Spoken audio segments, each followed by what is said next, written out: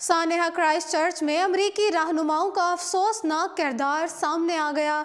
अमरीकी कौम अपने ही रहनुमाओं के खिलाफ उठ खड़ी हुई। अमरीकी सदर डोनाल्ड ट्रंप और अमरीका के नुमाया सियासी रहनुमा सानेहा क्राइस्ट चर्च को दहशतगर्दी करार देने से गुरेज़ा हैं और सरकारी तौर पर अमरीका की जानिब से महज एक रस्मी सा ताज़ियती नोट न्यूजीलैंड हुकूमत के नाम जारी किया गया है, तो दूसरी जानिब न्यूजीलैंड की मस्जिद में शहीद अफराद के लवाहिकीन से इज़हार यकजहती के लिए अमरीका की मुख्तलिफ रियासतों में भी दुआया तकरीबात का सिलसिला जारी है। अमरीकी शहर अपनी क़यादत के रवैये के बरक्स सानेहा क्राइस्ट चर्च में शहीद होने वालों के साथ भरपूर अंदाज में इजहार यकजहती कर रहे हैं। न्यूजीलैंड की 2 मसाजिद में सफ़ेद फार्म दहशतगर्द के हाथों शहीद होने वाले 50 अफराद की याद दुनिया भर में मनाई जा रही है। यूरोप और अमेरिका का मीडिया इन दुआया तकरीबात की भी कवरेज कर रहा है जो सानेहा में शहीद हो गए थे, जबकि उन अफराद के लवाहिकीन से इजहार यकजहती के लिए मुनाकिद की जा रही हैं।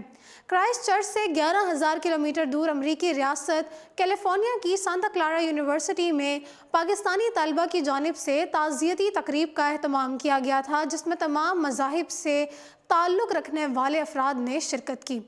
तकरीब की मुंतज़िम बतूल अब्बास का कहना था कि मस्जिद में ऐसे नमाजियों को निशाना बनाया जाना जो अपना दिफा भी नहीं कर सकते हों, इंतहाई हौलनाक और काबिल मज़म्मत है। सानेहा न्यूजीलैंड में दहशतगर्द को रोकने की कोशिश में जान देने वाला पाकिस्तानी शहरी था और इसे फ़रार होने पर मजबूर करने वाला अफ़गान बाशिंदा था। नईम और अब्दुल अजीज़ ने दुनिया को ये पैगाम दिया है कि दूसरों की ज़िंदगी बचाने के लिए अपनी जान की बाजी लगाना ही इंसानियत है। अमेरिका में मुकीम पाकिस्तानी कम्युनिटी के अलावा अमरीकी बाशिंदों ने न्यूजीलैंड में होने वाली दहशतगर्दी पर अपने सियासतदानों को तनकीद का निशाना बनाया है। चंद रोज़ पहले साबिक अमरीकी सदर क्लिंटन की बेटी चेल्सी जब एक यूनिवर्सिटी में गई तो तलबा ने उनका मुहासबा किया और उन पर तनकीद करते हुए कहा था कि ये तुम लोग हो जिनकी वजह से दुनिया में दहशतगर्दी हो रही है।